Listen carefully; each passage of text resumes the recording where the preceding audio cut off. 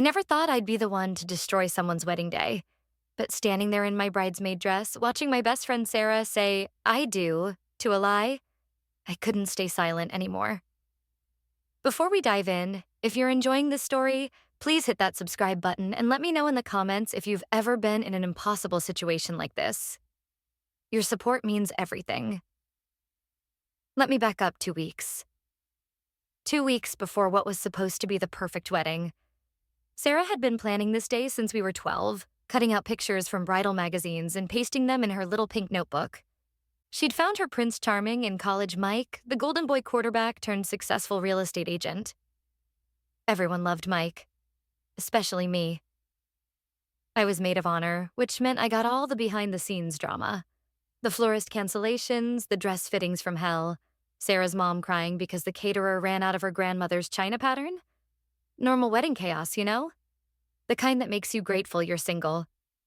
But that Thursday, God, that Thursday changed everything.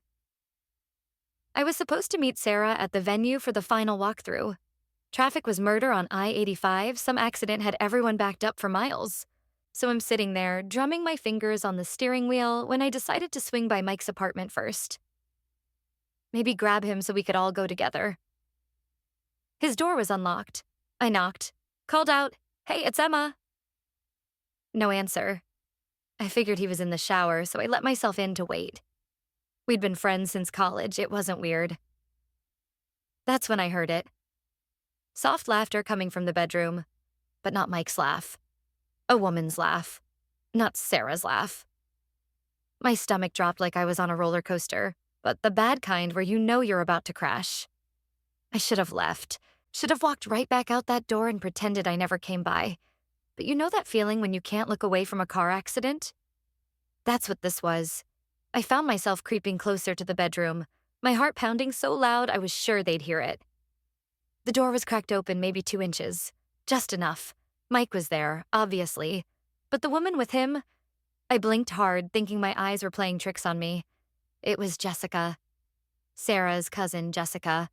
The one who'd flown in from Portland 3 days early to help with wedding prep.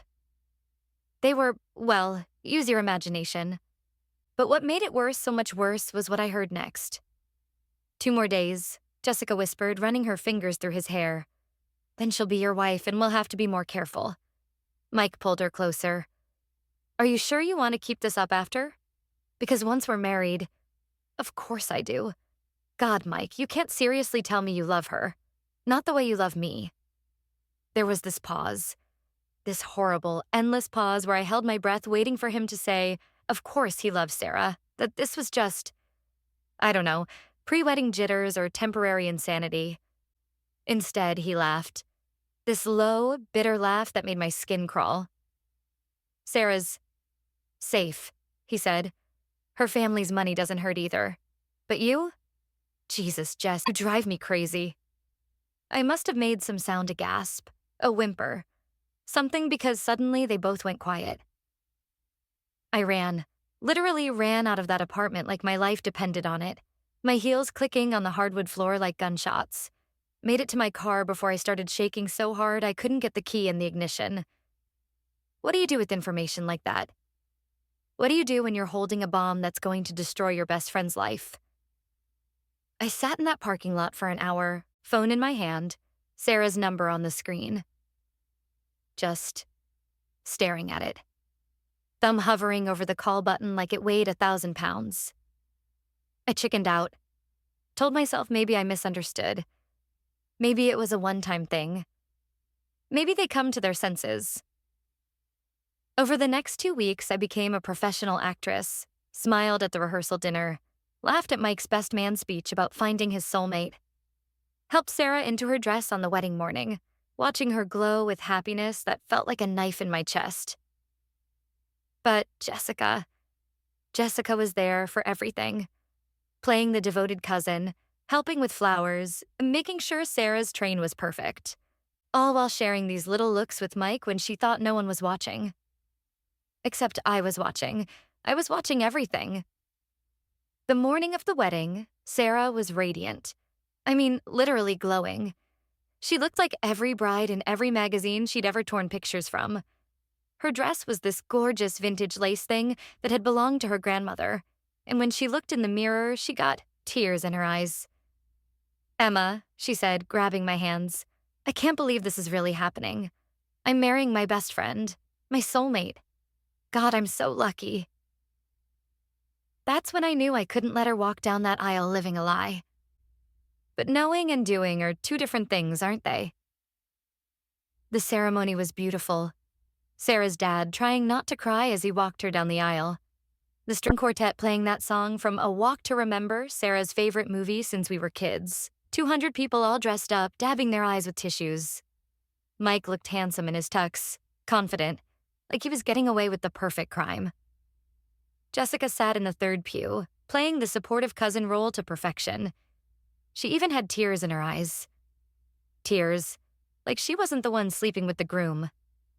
I stood there holding Sarah's bouquet, watching this farce unfold, feeling like I was going to throw up all over my peach chiffon dress. The minister, this sweet old guy who'd known Sarah's family forever, started the traditional vows.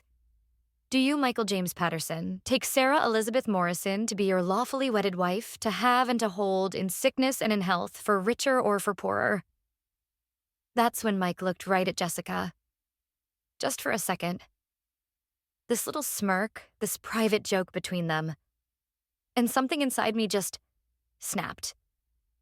Stop. The word came out of my mouth before I could stop it. Loud enough that the minister stopped mid-sentence. Loud enough that Sarah turned to look at me with confusion. Loud enough that the entire congregation went dead silent. "Emma?" Sarah's voice was barely a whisper. "What's wrong?" My hands were shaking. Actually shaking. I could feel 200 pairs of eyes on me, could see Sarah's parents looking mortified in the front row. This was it. Point of no return. "Sarah," I said, my voice somehow steadier than I felt. "I can't let you do this." The silence was deafening. You could have heard a pin drop in that church. Sarah's face went from confusion to something like horror. "What are you talking about?" Mike stepped forward, and there was something in his voice, anger, panic that confirmed everything I'd seen. I looked at Jessica. She'd gone completely white, her mouth slightly open like she was trying to catch her breath. "2 weeks ago," I said, my voice carrying to every corner of that church. "I went to Mike's apartment. The door was unlocked, so I went in. I heard voices coming from the bedroom." Sarah's bouquet slipped from her hands, hitting the floor with a soft thud. White roses and baby's breath scattered across the altar. "Emma, don't!" Mike's voice was sharp now, desperate. "You don't know what you're talking about." But I kept going. I had to. For Sarah.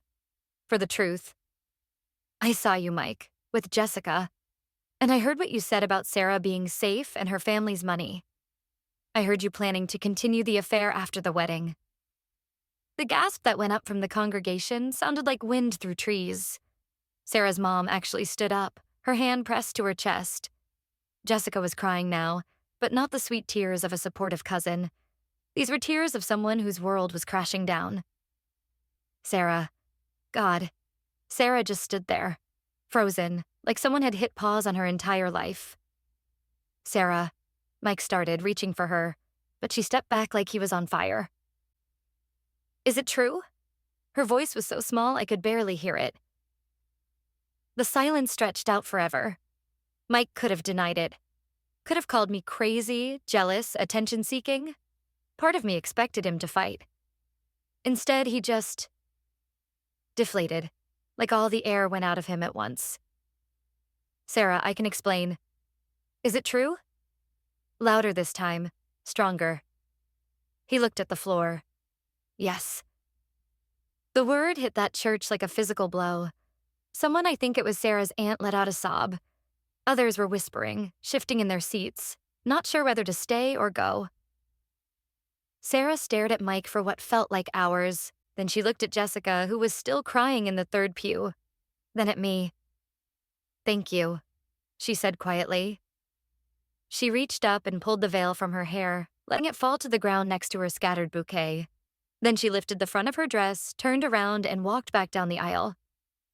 Not running, not crying. walking, with her head held high. I followed her, of course.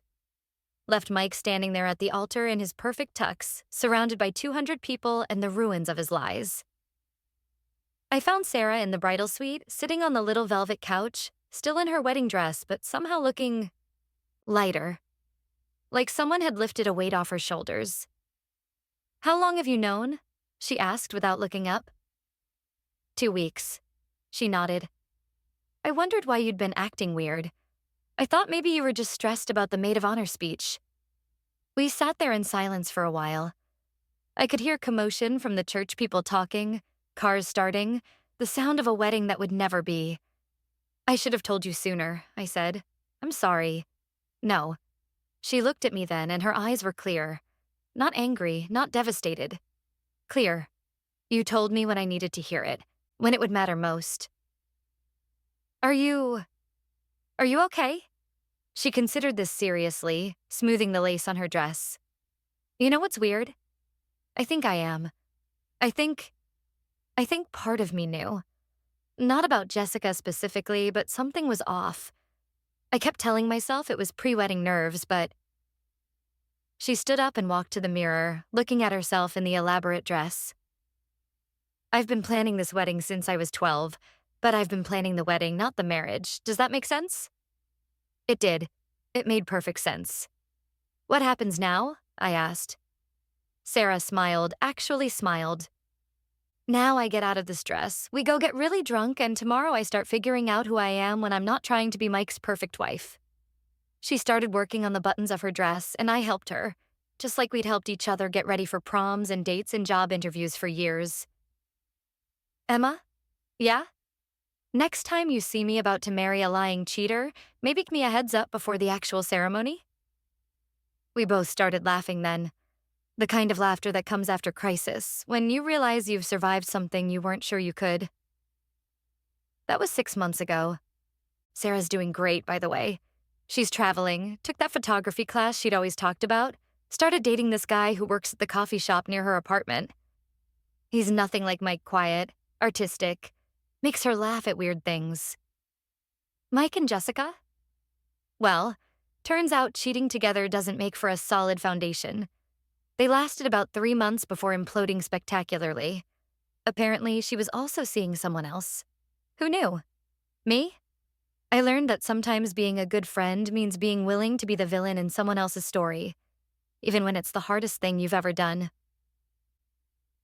Sometimes the truth is a gift, even when it feels like a bomb. Sometimes destroying something false is the only way to build something real. And sometimes, the best thing you can do for someone you love is stand up and say, stop, when everyone else is clapping. So, what do you think? Have you ever been in a situation where you had to choose between keeping a secret and protecting someone you care about? Let me know in the comments below. I'd love to hear your stories. And if this resonated with you, please subscribe for more real-life stories that matter. Until next time, remember, the truth might hurt, but lies hurt more.